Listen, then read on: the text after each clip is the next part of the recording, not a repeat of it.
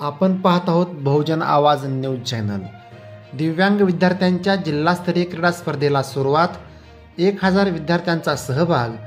सोलापूर प्रतिनिधी जिल्हा परिषदेतील समाज कल्याण विभागाच्या वतीने आयोजित करण्यात आलेल्या दिव्यांग विद्यार्थ्यांच्या जिल्हास्तरीय क्रीडा स्पर्धेला सोलापुरातील नेहरू नगर येथील श्री शिवाजी अध्यापक विद्यालयाच्या मैदानावर मोठ्या उत्साहात सुरुवात झाली। 2 दिवस चालणाऱ्या जिल्हास्तरीय क्रीडा व सांस्कृतिक कार्यक्रम स्पर्धेसाठी जिल्ह्यातील 51 दिव्यांग शाळांमधील मतिमंद, कर्णबधीर, मूकबधीर, अस्थिव्यंग व अंध प्रवर्गातील 1000 विद्यार्थी सहभागी झाले आहेत।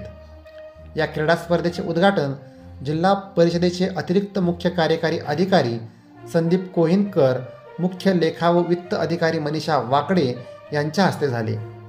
लातूर येथील समाज कल्याण समितीचे सभापती रोहिदास वाघमारे, जिल्हा समाज कल्याण अधिकारी सुनील खमितकर, जिल्हा परिषद बांधकाम विभागाचे कार्यकारी अभियंता संतोष कुलकर्णी, नरेंद्र खराडे, वैद्यकीय सामाजिक कार्यकर्ता सच्चिदानंद बांगर, न्याब संस्थेचे सचिव शशीभूषण यलगुरवार, संत दामाजी अपंग शिक्षण मंडळाचे सचिव चित्रसेन पाथरूट, समाज कल्याण विभागाचे कार्यालय अधीक्षक विलास शिंगाडे, शशी ढेकळे उपस्थित होते।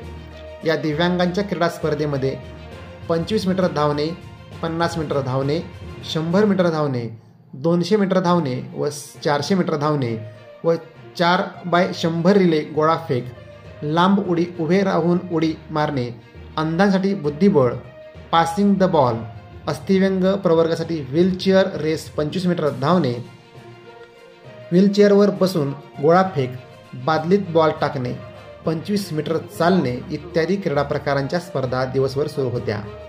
नागपूर येथे नुकत्याच झालेल्या राज्यस्तरीय स्पेशल ऑलिम्पिक स्पर्धेत सुवर्णपदक विजेते NK अहमद बाली चामना, दोघेही मुक्ताई मतिमंद मुलांचे बालगृह, लवंगी सचिन काळे व महादेव काळे, दोघेही मतिमंद शाळा आगळगाव या 4ही खेळाडूंचा सत्कार करण्यात आला। दत्ता मोकाशी, कमलाकर तिकटे यांनी सूत्रसंचालन केले। रोहन भालेराव व रामदास कुंडगिरे या विशेष शिक्षकांनी सांकेतिक भाषेत मूकबधीर व कर्णबधीर विद्यार्थ्यांना कार्यक्रमाचे समालोचन केले। रेड क्रॉस बधिरमुख विद्यालय बार्शी या शाळेतील विद्यार्थी करण चोरमुले याने खेळाडूंना शपथ दिली।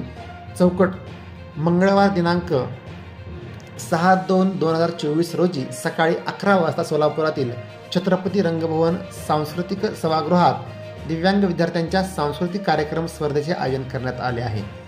या कार्यक्रमामध्ये लोकगीत, भक्तिगीत, देशभक्तीपर गीत व पोवाडा, नाटिका आदी कलाविष्कार दिव्यांग विद्यार्थी कला सादर करणार आहेत।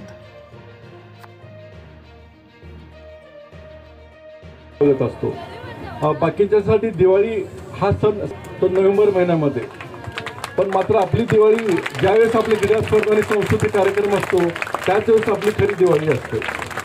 फुलांचे वास विरून जातात, दिलेले श्वास सरून जातात, असतं इतकं नसतंही सुंदर आहे, माझ्या प्रेमा जगणं खरंच सुंदर आहे।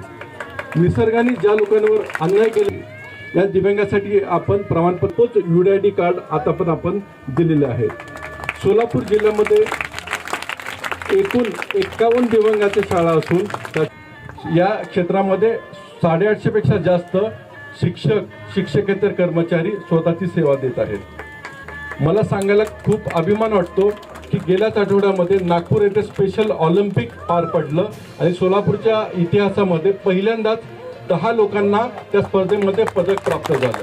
तर त्या सर्व पदक विजेत्या खेळाडूंचा मी हार्दिक जिल्हास्तरीय दिव्यांगाचा मेळावा घेतला होता आणि हा मेळावा कदाचित महाराष्ट्रातला सगळ्यात मोठा मेळावा होता। या मेळाव्याला सुमारे 15,000 पेक्षा जास्त दिव्यांग या मेळाव्याला सहभागी झाले होते। आम्ही दिव्यांग शाळेचे विद्यार्थी अशी शपथ घेतो की आम्ही दिव्यांगांच्या मैदानी क्रीडा स्पर्धेत भाग घेऊन स्पर्धेच्या सर्व नियमांचे व पंचांच्या निर्णयाचे शिस्तीने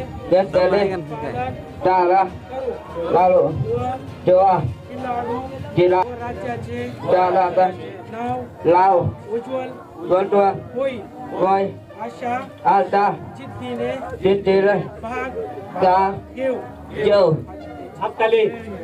त्यांनी सांगितलं की स्पेशल ऑलिम्पिक मध्ये 10 आपले हे आले, पण ज्यावेळेस कधी पुढच्या वेळेस आपल्याला संधी मिळेल त्यावेळेस जे काही सिलेक्शन होईल त्याच्या 25-30% सोलापूरचे कॅन्डिडेट असतील.